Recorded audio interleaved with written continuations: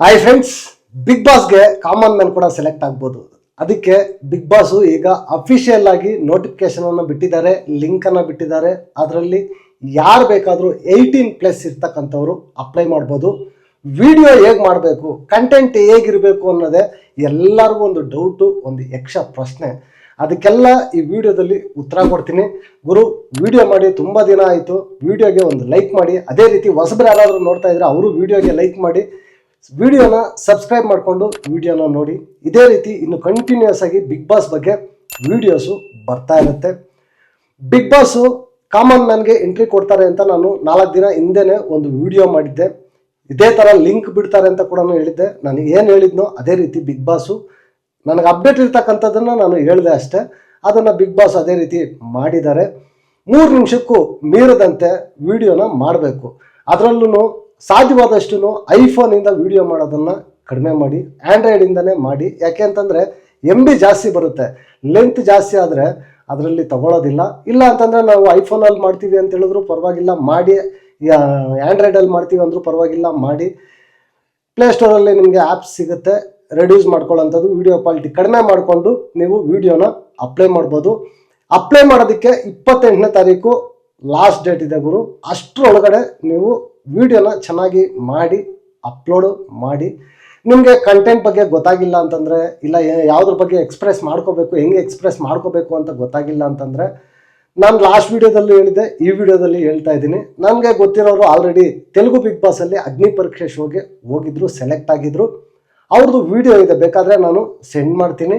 ಇಲ್ಲ ಅಂತಂದರೆ ನಿಮ್ಮ ಕ್ವಾಲಿಟೀಸ್ ಏನು, ನಿಮ್ಮ ಪರ್ಸ್ನಾಲಿಟೀಸ್ ಏನು ಅಂತ ನೀವು ನನಗೆ ಹೇಳಿದ್ರೆ ನಾನು ಬೇಕಾದರೆ ಕಂಟೆಂಟನ್ನು ಕೂಡ 3 ಮಿನಿಟ್ಸ್ ಯಾವ ರೀತಿ ಮಾತಾಡಬೇಕು, ಏನೇನು ಮಾತಾಡಬೇಕು ಅನ್ನೋದ್ರ ಬಗ್ಗೆ ಕಂಟೆಂಟ್ ಸ್ಕ್ರಿಪ್ಟ್ ಕೂಡ ಬೇಕಾದರೆ ನಾನು ನಿಮಗೆ ಹೆಲ್ಪ್ ಮಾಡ್ತೀನಿ.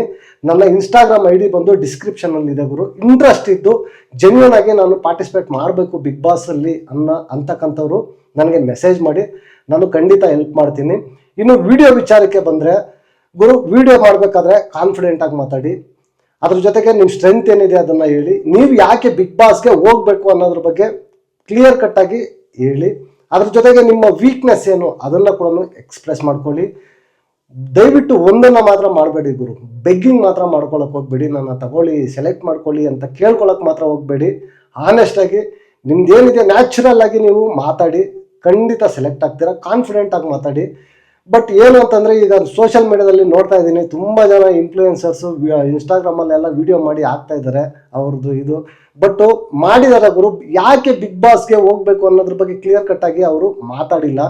ಬಟ್ ಅವ್ರದ್ದು ಏನಿದೆ ಅದು ಸ್ಟೋರಿ ಹೇಳ್ಕೊಂಡಿದ್ದಾರೆ. ಆ ಥರ ಇದು ಮಾಡಿದ್ರೆ ಖಂಡಿತ ಸೆಲೆಕ್ಟ್ ಆಗೋ ಚಾನ್ಸಸ್ಸು ತುಂಬ ಕಡಿಮೆ ಇರುತ್ತೆ. ಎಮೋಷ್ನಲ್ ಆಗಿರ್ಬೋದು, ಇಲ್ಲ ಬೇರೆ ಏನಾದರೂ ಆಗಿರ್ಬೋದು. ಇಲ್ಲ ಬರೀ ನೆಗೆಟಿವ್ ಹೇಳ್ಕೊಂಡು ನಾನು ಜಗಳ ಮಾಡೋಕ್ಕೆ ಬಂದಿದ್ದೀನಿ ಬಿಗ್ ಬಾಸ್, ಬರೀ TRPಗೋಸ್ಕರ ನಾನು ಜಗಳ ಹಂಗೆ ಹಿಂಗೆ, ಅವೆಲ್ಲ ಸೆಲೆಕ್ಟ್ ಆಗಲ್ಲ ಗುರು. ಸ್ಕೂಟ್ನಿ ಮಾಡಿಬಿಡ್ತಾರೆ, ಫಸ್ಟ್ ಲೆವೆಲಲ್ಲೇ ಸ್ಕೂಟ್ನಿ ಮಾಡಿ ತೆಗೆದುಬಿಡ್ತಾರೆ. ಟೋಟಲ್ ಆಗಿ 5 ರೌಂಡ್ ಇರುತ್ತೆ ಗುರು ಇಂಟರ್ವ್ಯೂ. ಈ ಬಿಗ್ ಬಾಸ್ಗೆ ನೀವು ಹೋಗಬೇಕು, ಬಿಗ್ ಬಾಸ್ ಒಳಗಡೆ ಕಾಲಿಡಬೇಕು ಅಂತಂದರೆ 5 ರೌಂಡ್ ಇರುತ್ತೆ. ಫಸ್ಟ್ ನೀವು ವಿಡಿಯೋ ಮಾಡಿದ್ದಾದಮೇಲೆ, ನಿಮಗೆ ಲಾಸ್ಟ್ ಡೇಟ್ ಆದಮೇಲೆ ನಿಮ್ಮ ವಿಡಿಯೋ ಸೆಲೆಕ್ಟ್ ಆಗಿದ್ರೆ ಫಸ್ಟ್ ಬಂದು ಕಾಲ್ ಬರುತ್ತೆ, ನಿಮ್ಮ ವಿಡಿಯೋ ಈ ಥರ ಸೆಲೆಕ್ಟ್ ಆಗಿದೆ, ನೆಕ್ಸ್ಟ್ ರೌಂಡ್ಗೆ ಸೆಲೆಕ್ಟ್ ಆಗಿದ್ದೀರಾ ಅಂತ ಅಂದ್ಬಿಟ್ಟು ಒಂದು ಕಾಲ್ ಬರುತ್ತೆ.